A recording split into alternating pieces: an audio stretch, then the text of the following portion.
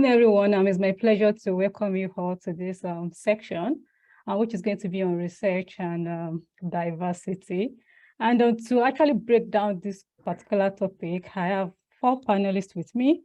So we have Dr. Hannah Schreiter, Dr. Adam Halstead, and then Dr. Adejimi Adeniji. So I said 4 because we are supposed to have Dr. Elaine Onyeka here, but unfortunately she will not be able to join us in this discussion this evening. But we have 3 great speakers to help us, dissect this particular question, which is on a particular topic rather, which is on research and diversity. So I think I will just give our panelists the floor for them to introduce themselves and tell us about their career, what they are doing in their own capacity to actually foster diversity, equality, and inclusion in research. So maybe we can start with Dr. Hannah Schreiter. I think you can go ahead.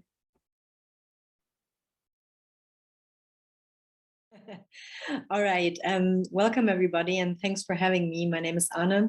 I'm the executive director of a nonprofit organization in Berlin. We're called the German Scholars Organization. Our mission is to support researchers who are interested in pursuing a career in Germany, either in academia, but also in other sectors. And even though we're called the German Scholars Organization, we support researchers of all backgrounds. The history is because we started out supporting Germans abroad who wanted to come back to Germany, but after a few years, this scope widened, and now we just support internationals, Germans, whatever, all alike, whoever's interested in coming to Germany. I've been doing that for 6 years, and I have to say, we see a lot of people in our advisory sessions or in our workshops or in our programs. And yes, I think there is a rising number of female researchers. This is true. International, so, but it really depends on what kind of internationals. So definitely, like, people of color are underrepresented, whereas you have people from the US or North America who are not people of color that are here. So there is definitely some wiggle room when we talk about diversity in all facets, like not only ethnicity or males or females, but also social background, disabilities, and so on. And I think in Germany, the idea of diversity is still kind of restricted to, oh, we have a lot of females, or we have so and so many nations. So I think there is still some work to do, and there's still definitely problems. We see that in our work, but I'm happy and also very curious to talk to you and learn from your experiences. So thank you for having me. Thank you very much. Thanks for that nice introduction. So Dr. Jimmy, do you want to go ahead?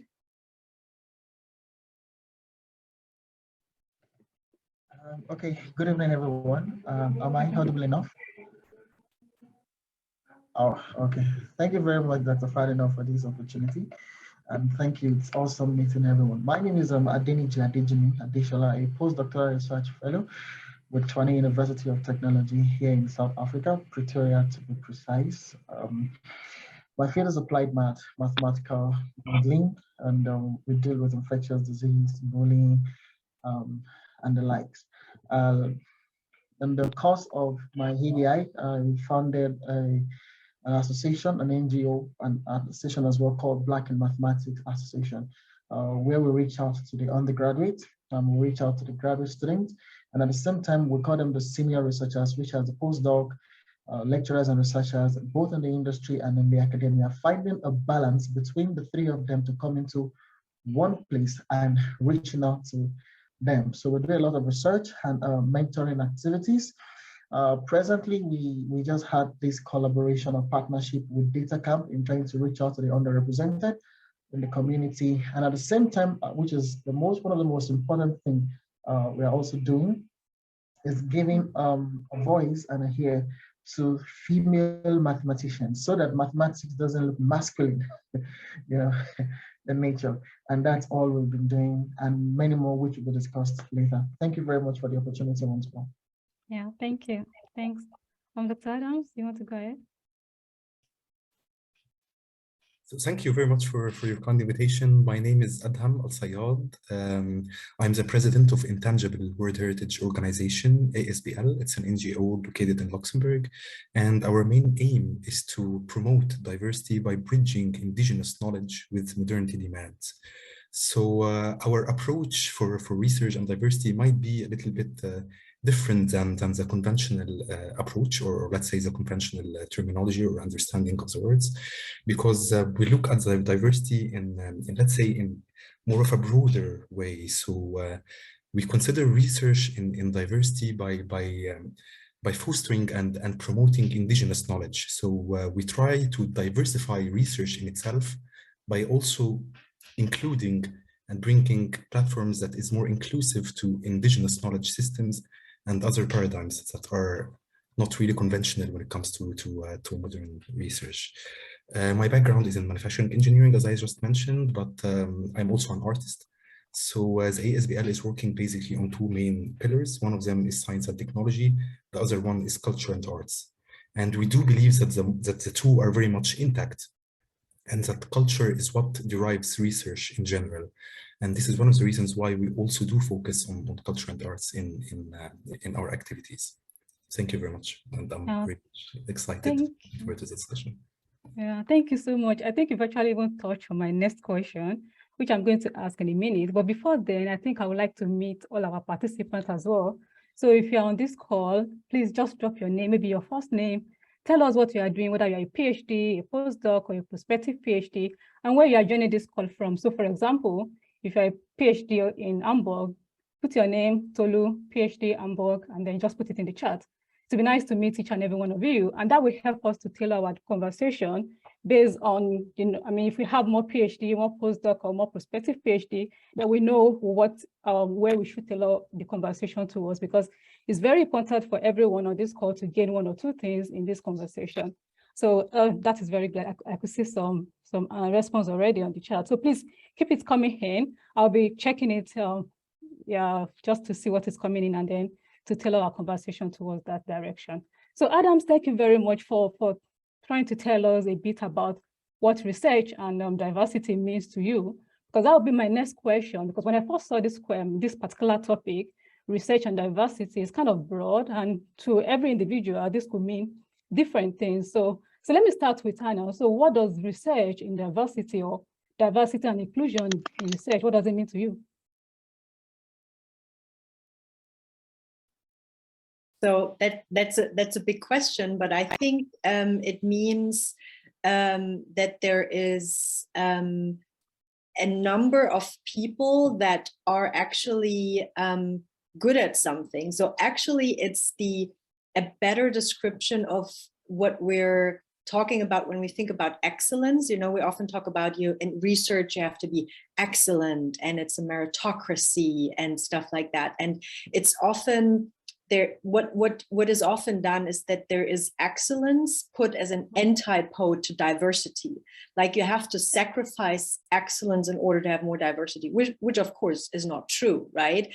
It's more that diversity is a prerequisite for excellence, because diversity means you have a larger pool of people who can do a certain thing, and that can be research. And it also means that everyone has the same opportunity or an equal opportunity to participate in a societal, meaningful way, which is research. And I think those are two factors that are important when we talk about diversity, equal opportunities, and a prerequisite for excellence. Excellent. Oh, thank you. Nice. Jimmy, how would you define excellence or diversity in research or inclusion in research? Okay, it's very interesting. Just imagine that the end goal of your meal, perhaps if it's rice, different kind of color of rice, let's just pick maybe a green rice. The end goal of your rice is just for you to have something that is delicious, that's one, something presentable, and above all, something enticing. So you see, You don't have one thing in it, you have different things in it. And this is what diversity brings to the table. So where you have a community of people of different flavors to bring out the beauty over a certain thing. And once this happens, then you see that at the end of the day, just the way Han had said it, at the end of the day, you have this what we call the excellence. The excellence, you have the beauty. So all these bring together, irrespective of your race, your ethnicity, your color, the end goal is the beautification of the project or the beautification of the goal. And when you have different flavors coming together, of course, you do not expect anything less than excellence and brilliance. So to me, that's what the diversity, it's all encompassing, and definitely inclusion. So it includes all kinds of people to achieve one goal that is excellent. Thank you. So what I hear you, what you just said is that it brings different entities together in pursuit of a common goal, which is excellence, irrespective of your background or where you are coming from, but just come together and put in your best, and everybody comes together and put in their own idea and effort just towards a common goal, which is achieving excellence. Nice, brilliant. Thank you very much. So Adams, you talk about indigenous about when you're talking about research, and I'm still trying to wrap my head around what you mean by that. So could you please expatiate better on that? Of course. But perhaps first also I would like to make some reflections on diversity as well. So at first I have to say that I thought that a common culture facilitates communication and exchange, right? And this is trivial when you think about it. Okay, if we have a group of people who speak the same language, who eat the same food, who dress alike, who like the same sports, they have some stuff to talk about and they can easily communicate, right? But then actually it turns out that it's the other way around. So a common culture would hinder exchange because there is nothing to exchange. So what I figured out is diversity is what really fosters exchange. Of course, then we do have some difficulties of communication, for example, if you have different languages, but it's those differences that creates different environments where different ideas come, where different solutions are implemented. And it's only then that we have the opportunity to exchange. So it's quite interesting how a common culture is not really facilitating exchange, but it's the other way around. So this is what I want to reflect on diversity at first to start with. And coming back to research, I have to say that when it comes to diversity in research, there is a huge pool of research that is very much overlooked. And this comes into many fields when it comes to manufacturing, engineering, or to medical sciences, or to others. There is really a huge pool of research that's overlooked. And this research has been based on thousands of years of trials and errors. And it have come up with magnificent results that have proven to be sustainable and applicable and very much efficient. And there is a lot of different examples. For example, the Zai method of agriculture in Burkina Faso. So this method is currently being developed again and being, of course, by local communities in order to combat desertification. And researchers, let's say like researchers who have documents prove that they are researchers, they are really fascinating by the methods that have been developed by the local communities. So there is a huge pool of research that's going on around the world by local communities that is being very much overlooked and not considered as research in the ways that we as scientists in this community see research. So for me, I'd say this is also one important part of the diversity, which is the diversity of research itself. Thank you very much. Just one announcement. So for the participants, if you have any question, please feel free to drop it in the box. In the next 5 minutes, I will just go through the chat box and see if we have any question if you have any question for the panelists. So please feel free to engage us in the chat box as well. So thank you very much. So what I hear from the three panelists now is that, so the broader picture or the broader, let me say, end goal of diversity in research is tailored towards achieving excellence. Well, apart from that big picture, what are the importance of working or studying in a diverse environment?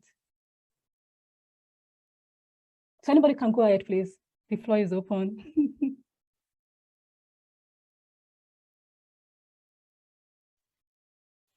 I just start because Thank you. So just my first thoughts, right? Maybe you two, you can elaborate on that and add some stuff. So what's important about diversity was the question, right? Yeah. Yeah. So I think as a society, I think it should be the standard that we make sure that everyone in the society has the same chance and the same opportunities. And that we can say this is maybe a value that we as a society share and we should share. And that also means that, you know, diversity can be beautiful. And of course, it can also be hard, right? When you said beautifully, like when you don't speak the same language, or when you have to translate at a university stuff in English, of course it's more work. You know, maybe you have to accommodate to someone who sits in a wheelchair. Of course it's more tricky.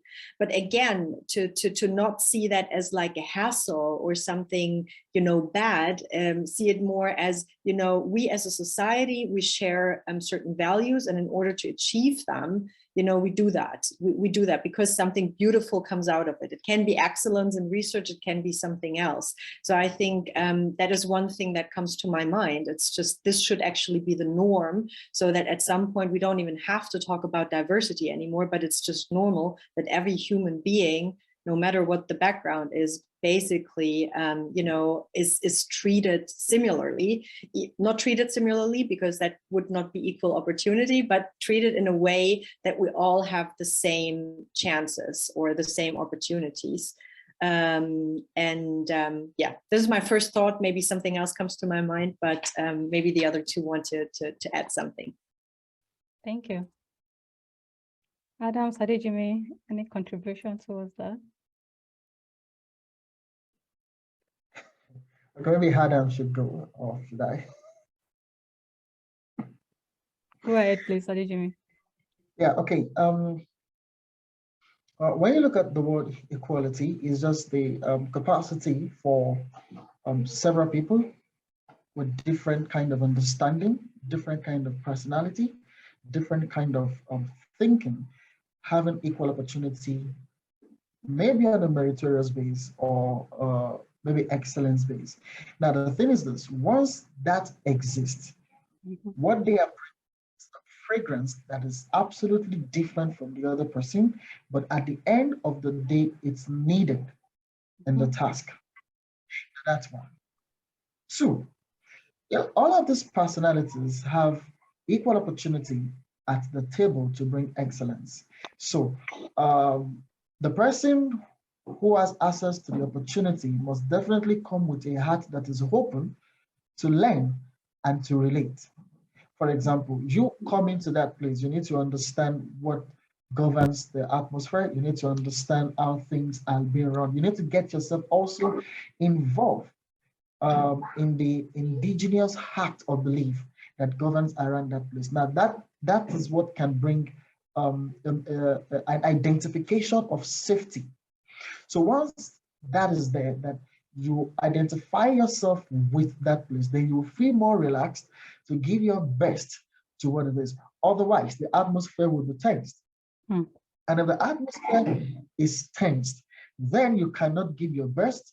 It will look as if you are not celebrated. And lastly, to look as if you do not belong to that place.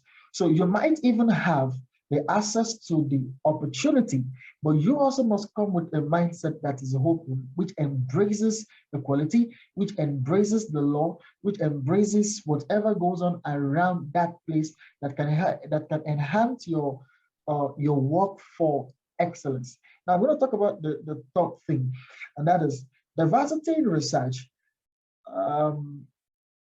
brings this substance that looks like it has not been, although it's existing, but it's being presented in a brilliant manner that opens the mind.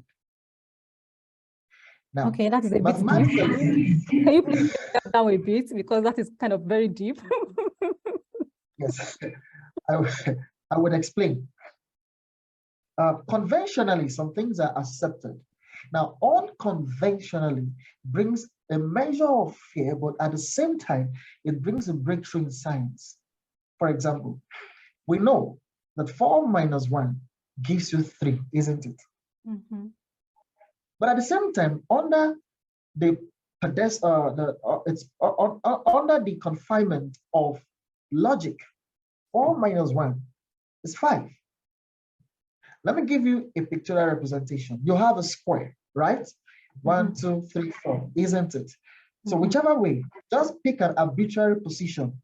You slice it. How many points do you have? 5. 1, 2, 3, 4, 5. So the unconventional way is 4 minus 1 equals 5. But the conventional way is 4 minus 1, which is 3, isn't it? Now, if you look at it, both parties are correct, but they bring brilliance. They expand your cognitive ability. So this is what diversity in research can bring. So if that is not allowed, then that abstract sense of thinking might not be brought to the table. I don't know if I've explained what to say is deep now. Yeah, I think I understand you better now. Basically, what I can deduce from what you just said is that it's kind of awakening the way you think. So it makes you to think in a wider perspective. I mean, because it's broadening you up to more ideas, to more people, and then you tend to think from different people's perspective, rather than your own way of that you know things. So it gives a practical sense to what seems to be very abstract. So that is what I could deduce from what you just said, but that is very brilliant. Thank you very much. Then based on that, and based on what Hannah said earlier, that diversity in research should be normalized. It should be something that we shouldn't even be discussing at all. So then can we say that the German system is very accommodating when it comes to diversity in research environment, or let's say in academia? So that would be from the German side. And then I want to ask Adam the same question as well. From your experience in working in diverse environments, so can you say that Europe is getting, I mean, the system is kind of like accommodating in terms of diversity in research? So Adam, do you want to start or you want Hannah to start? Anybody can start from it's fine, it's fine. So for me, of course, I cannot say about Europe in general, because so I'm currently based in Luxembourg, and Luxembourg in particular is quite cosmopolitan. So less than half of the population are Luxembourgish. The rest are expats. So this, of course, also reflects in any working environment, if it's research or industrial or academic. But if we consider diversity from the global perspective, from like let's say the more umbrella perspective that I just mentioned, unfortunately not. And I'd say this is a global issue. So due to globalization and cultural imperialism, there's a lot of traditional knowledge and know-hows that have been forgotten, unfortunately. And this traditional knowledge is very much valuable, that it would solve a lot of today's challenges. Some of them survived, and some of them did solve some modernity challenges. Like, for example, if you think about the magic mirror, which is currently used for detecting defects in silicon wafers. So we are all using it. We all use silicon wafers in all our phones. So yeah, basically, it's all out there. And the methodologies used to detect those defects is based on a traditional art, which is a magic mirror art that originates in China. So the Chinese preserved their culture, and based on this culture preservation, scientists were also involved in a way, and they figured out that there is a huge opportunity of development by adapting those ancient or traditional knowledge.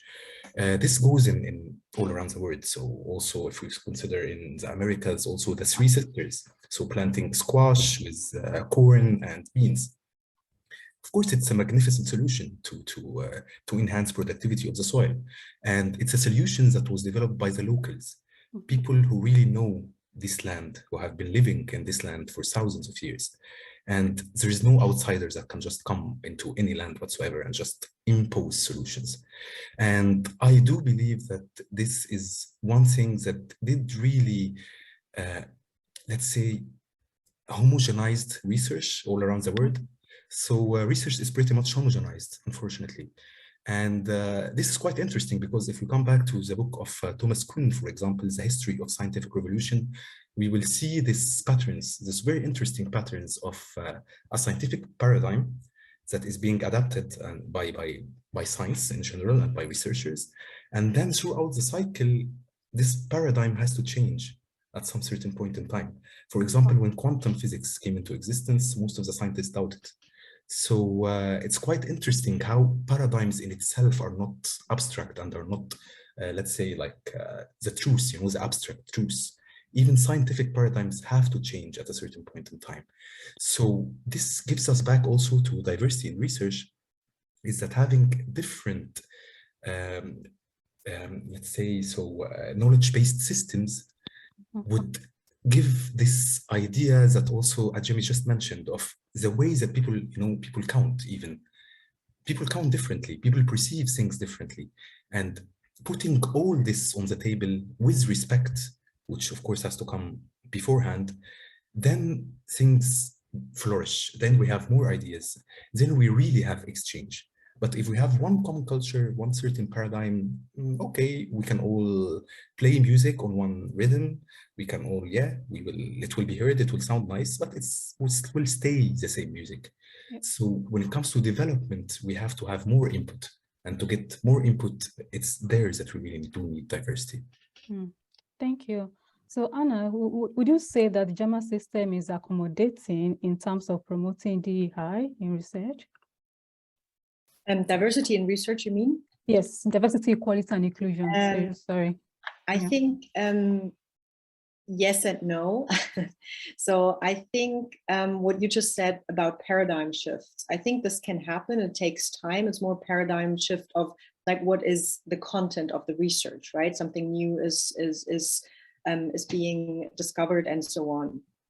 What is still a certain stiff structure is the hard currency of a career in research.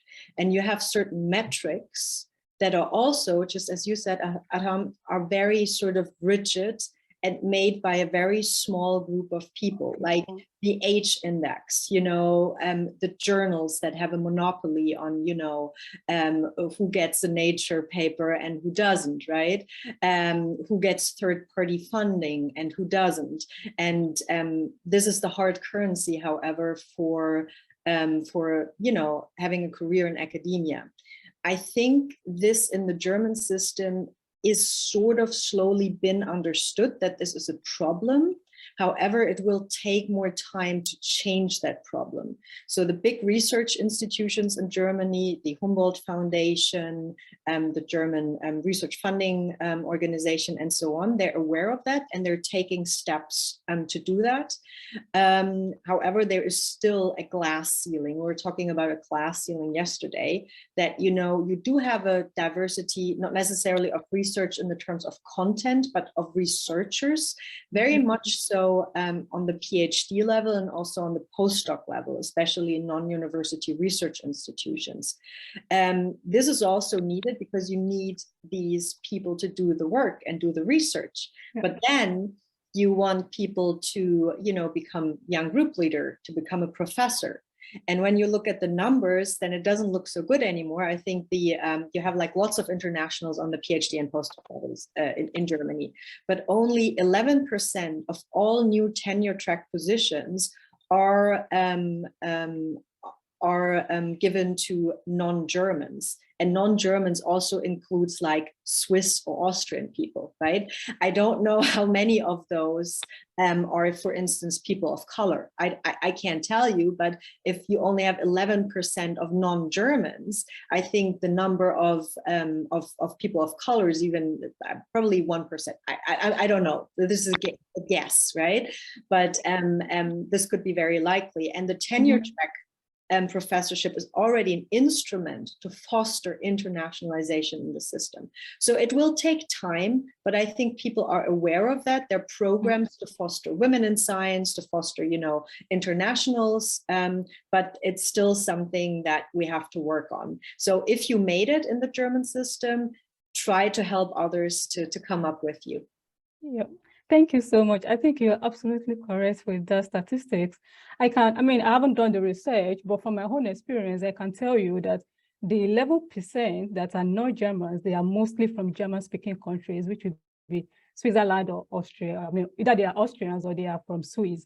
So it has to be one of those two countries. It's very, very, very difficult for someone, especially a person of color, to have a tenure track position in Germany. And then that brings me to the next question.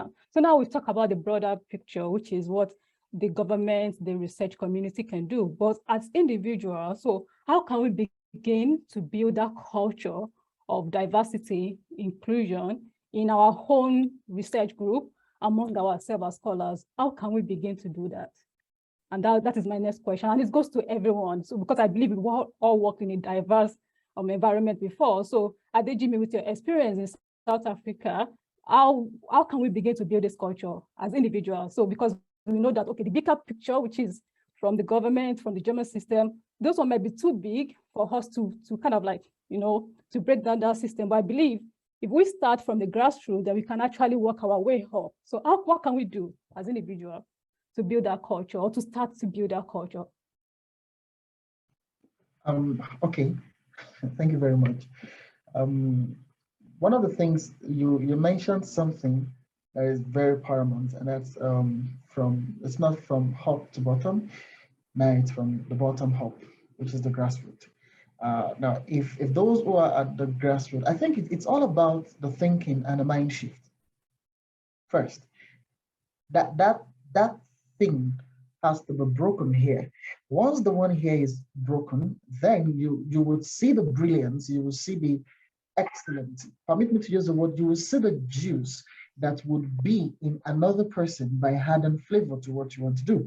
Now, for example, like what we do in BMA, this is what we do. We try as much as possible to bring researchers, most especially at the level of masters and PhD, from different aspects of mathematics and from wherever you are over the world.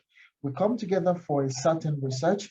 We meet, of course, it's not easy because of the time zones are different. But you see, what we are doing is that at the grassroots level, we're trying to see the interconnectivity of brains among different folks from different quarters, even though we all are in mathematics, but our area of specialization in mathematics is different. So everybody comes together. Your area of strength, you bring it here. Now, your area of weakness is another man's strength. So at the end of the day, on a certain project, everybody has learned at the end of the task. So this is one thing that can help. Then before you know it, you manage relationships. Now, like I said, the brain first, which is the mind shift, then two, maintaining and sustaining relationships. Then at the end of the day, apart from the interconnectivity, what you're seeing now is that opportunities from across borders begins to come up. Why? Because there has been a form of collaboration. Now, what researchers do is that when you collaborate, it breaks, the truth is this, when you collaborate, you don't even think about the color, do you? No. All you just know is that there is something or there is a substance in that person that you want to collaborate with. So sometimes when it comes to brilliance, you don't even look at the eyes, can you even measure the brain of the person? No. But the only thing you find out is that this person can deliver. So once the person delivers, what happens? That's for you to know that collaborations in terms of research breaks beyond that beyond race, sorry, breaks beyond ethnicity. Just 4 minutes, please. Because we are running out of time, so it would be very nice if we can occupy our responses to like 1 minute, so that we can go through more questions and we can take questions from the audience. Sorry. Yeah, please go ahead. Yeah. So with all I've just said is that once the mind is, it's a mind shift. That's number one. Then two, it's interconnectivity. Then three, it's collaboration. Once these three things begins to become a strength or a core strength in the grassroots, then one way or the other, it grows up. At least at one point or the other, a measure of fire will ignite another measure of fire till it gets to the top. Thank you. Anna, how would you respond to that? So how do you think you can start to build this culture? Just a few quick ones. So first of all, mentoring is important. A really important career decision is the next boss you're having. Find someone who's really interested in your development, your career development. This can be a white male, this can be a Black woman, someone who supports you, right? Also look for role models at the same time, so you have someone to orient yourself at. Tell people what you want and what you need. You have to say, I want to become a group leader here. What do I need to do? What are the next steps? Say exactly what you want and what you need. Use your status. When you're a person of color, leverage that. Leverage that you have access to certain programs. Same with women, use that. Don't be shy about it, use it. You know, others had their share already, so use that. And join networks. So you have safe spaces and brave spaces. Safe spaces where you can talk maybe about frustrations, or maybe if you experience racism or something like that, that you can have like an outlet to talk about that. And also to have brave spaces, to have leverage. When you're a group, a larger group, you have more advocacy, you have more push. You know, there is, for instance, the Max Planck Society has a PhD network, only PhDs in there. They achieved that the Max Planck Society changed their way of how they compensate PhDs. So stick together, make your voice heard, be a joint group, be a force. And I said that yesterday, and I really love this sentence. Once you made it, be the role model that you wish you had, and try to support others the best way you can. Thank you. Thank you for that, Adams.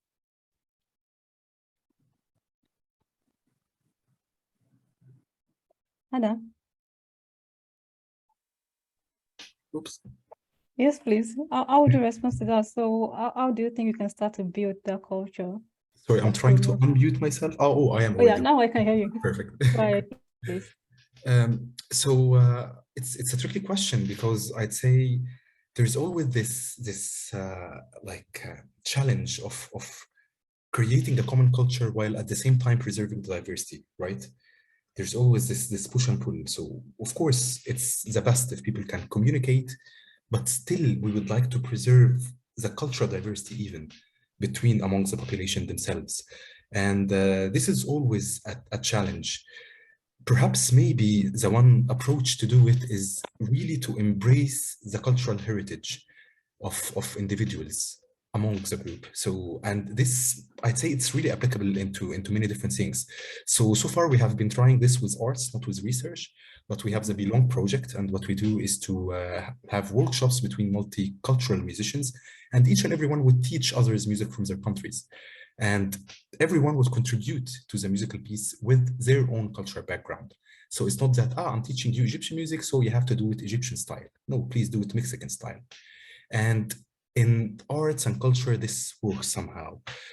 To be frank, I'm not really sure how this can be applied to research when it comes, of course, to diversifying and to have this respectful environment in order to diversify the individuals themselves, like the researchers themselves, not in research itself. I'm not really sure how this would be applicable, but yeah, I just wanted to share our experience in the cultural and arts projects. Maybe this would inspire someone to do something in research that would help as well. Thank you. So I think we can take questions from the audience. So if you have any question, please, I think now you can unmute yourself and ask. So I was told that Lydia, Dr. Lydia has a question. Are you still there? No, I don't think it's a question, but thank you so much. I can use the moment to comment now that I've been given a chance. And thank you for the presenters. And I think I like the discussion on diversity, and this is key. And I talk from the experience of having studied in Germany and come to work in Africa, and you're looking at what you need to do to progress in terms of academic progression, and looking for, opportunities to do that. And what I've been seeing in the recent past in the workshop we've held, so we have had some workshops with some colleagues from Germany, and there is a discussion on narrative where there is a mismatch in terms of researchers in the global north and researchers in the global south, and what we are encouraging, or rather what we are seeing, is a need to be able to create a connection, yes, but also to be able to collaborate as researchers, and so that we talk about diversity, but also there's diversity in terms of how do we view academic approaches in these two different contexts. Mm-hmm. And somebody said here that diversity is very beautiful. It's just like in the global South, then you're seeing a lot of very deep, rich data, and how can you utilize that to create spaces to get research funding? And so maybe conferences like this and discussion and conversations like this, then we start to join hands and find ways to network and to collaborate more. Maybe do a research funding together, write a paper together, and so that we grow each other and as well exchange these very different but unique perspectives from the context in which you operate as researchers and scholars. I think that was in my mind when and thank you, Anne. Anne said something that is very beautiful, that the rest had their chance, yeah, all that time. So it is our time to take this opportunity and be able to, strive as hard as we can to position ourselves. Oh, thank you so much. Thank you for that contribution. Do we have any question from the participants before I go on to the last question? Any question from the participants? You can unmute yourself, or you can just drop the question in the chat box. Okay, so I think my last question, I think Hannah, they kind of touch a bit on it, because I was going to ask, apart from the how can we build this culture that fosters DI, that is diversity, equality, and inclusion? I was going to ask, what are the relevant skills that, as a PhD scholars, as a prospective PhD or young researchers, in a research group that is not that diverse, whereby maybe you are the only Black person in that group, so what are the skills that I need for me to be able to thrive or maybe survive in that kind of environment? Because one of the things that you touched on earlier is, so we have to, first of all, accept that this is a problem, which is one problem that we still have, because many people don't even believe that the research environment is not diverse enough. Some believe that it doesn't matter whether you are Black or you're not Black, wherever you find yourself, you should be able to thrive, you should be able to survive. But it's not the case, especially if you find yourself in a study environment like in Germany, whereby you don't speak German, then you go for lunch with your colleagues, and then they are speaking German, and then you're just there, sitting at the table, looking at them. It's kind of very, very difficult. Psychologically, that could be very, very sad, even mentally. And then now you find yourself in that environment. But what you are going through, your colleagues, they won't understand, because they are not in your shoe. They are not the only Black person in that environment or that community. And that brings me to the next question, that as a PhD student, if I find myself in that environment whereby I happen to be the only Black person, and the people there, they are not even that considerate, the fact that they just believe you should be able to just blend and then just survive. What do I have to do? What are the skills that I have to build just for me to thrive and survive in such environments? Apart from learning the language, because I think the first thing that comes to mind is, learn the language, then you can then blend into the environment, which is already the case, because at times you learn the language and still, when you even speak, because you speak with some kind of accent, they still don't understand you. So at times then you wonder, okay, language seems not to be the only solution to this particular problem. So what are the skills that you think a PhD student or a young researcher that is going through this needs to build in order to be able to survive in that environment? First of all, I don't think you need any skills. I think the others need skills to, those are set, right? Like I said earlier, to be better at diversity. Yeah. So I don't think you don't need the skills. Look, it's really hard for me, and I would maybe more talk about the skills that I, as a white person, should have, and then I would like to invite the others also in the audience to maybe talk about what kind of strategies worked for you, or what helped you, because I don't have the experience that you have. So I now talk from my white perspective and what I would do as a white person. So I think it's important to understand that there is structural racism, and that as a non-Black person, I don't have the same experience as you have.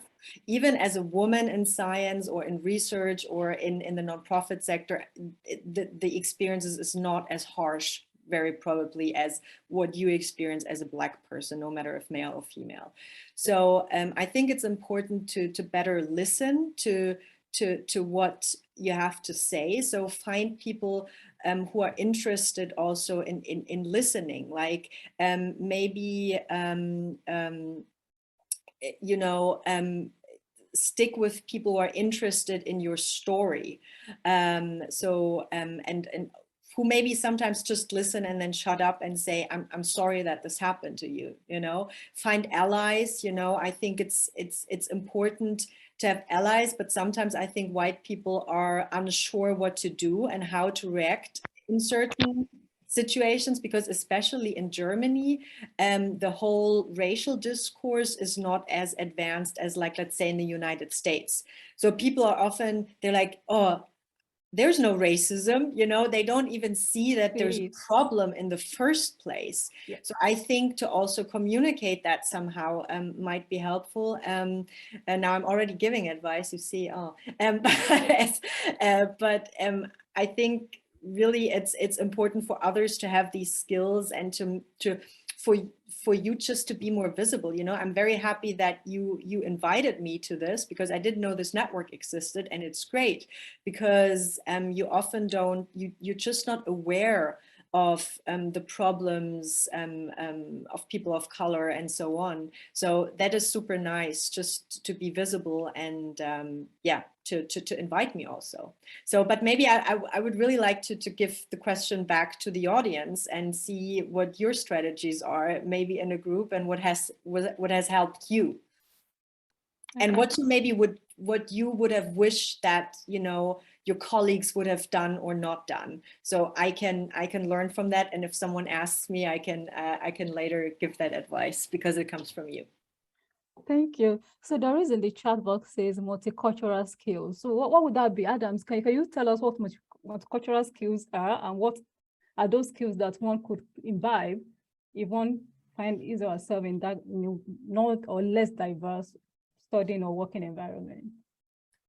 Well, frankly, I would say that there would not be an easy solution. If there would be a solution within the research group, probably there will not be a solution within the research group. And to fulfill this need of belonging, which is a need of every human being, especially for someone who is far from his or her country, then I would advise to try to look for it somewhere else. And this is not really as difficult as people would imagine. So for example, if someone is playing music, sorry about this. So if someone is playing music, then try to connect with other musicians. Maybe they play the same style of music, maybe they not, but you would feel that you belong to a certain community in this country where you do feel as a stranger in. So if you play football, basketball, whatever sports, if you do drawing, even if you don't, just go for some workshops on drawing, just go for some workshops of music.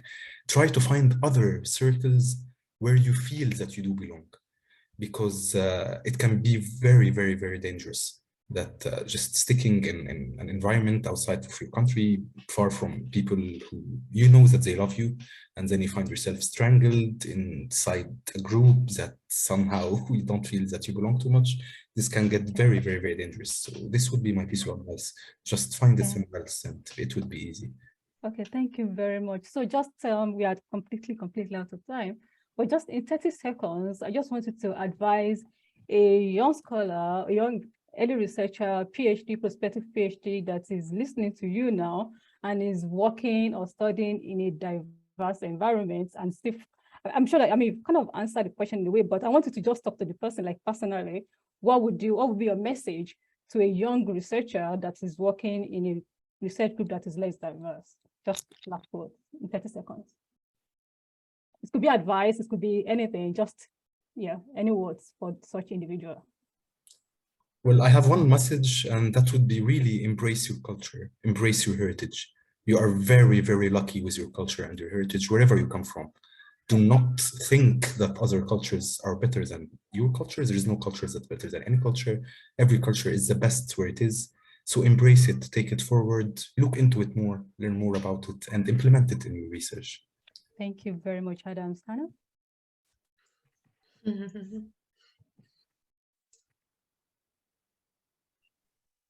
Hannah, can play response to that? Did you ask me? Sorry. Yes, please. Yeah. Okay. Just also don't forget the maybe fun of it. It's a beautiful thing. We often talk about diversity and stuff like that as something, you know, we have to achieve diversity and it's tricky and it's hard and, you know, there are all these problems and racism and this and that, and also see it as something beautiful, that we're all different and that this is like a good thing also, and take the heaviness out of it. Even, of course, sometimes it is tricky, but just to embrace it, and as Adam said, just, you know, be happy that we're all different. It's a beautiful thing. Thank you. Adi Jimmy. Yeah, football has broken every boundary that ever existed in terms of people don't know themselves, but they watch football and boom, you see them become friends there. So the same should be, you go to watch football with an open mind. You don't think about the color of the person. You don't think about where he is from, or he or she is from. So the bet is the same way as a prospective PhD student or a present PhD student, just be open. Embrace their culture, love their culture. In fact, the fact that you attack their culture will make them embrace their culture, love your culture, be happy with them, drink juice and cross your leg. That's all.